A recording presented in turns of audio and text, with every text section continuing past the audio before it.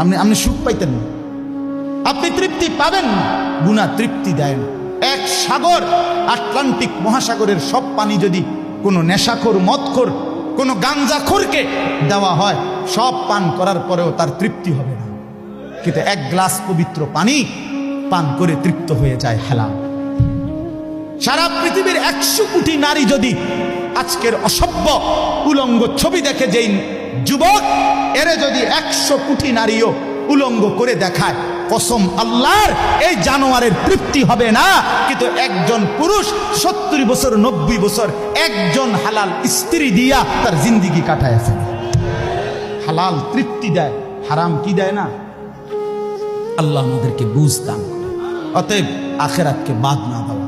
যুবক বন্ধু তুমিও না, বুড়া বাপ আপনিও না, পর্দার আড়ালের মা বোন আপনারাও না। আল্লাহ আপনাদেরকে তৌফিক দেন, আল্লাহ আপনাদেরকে কবুল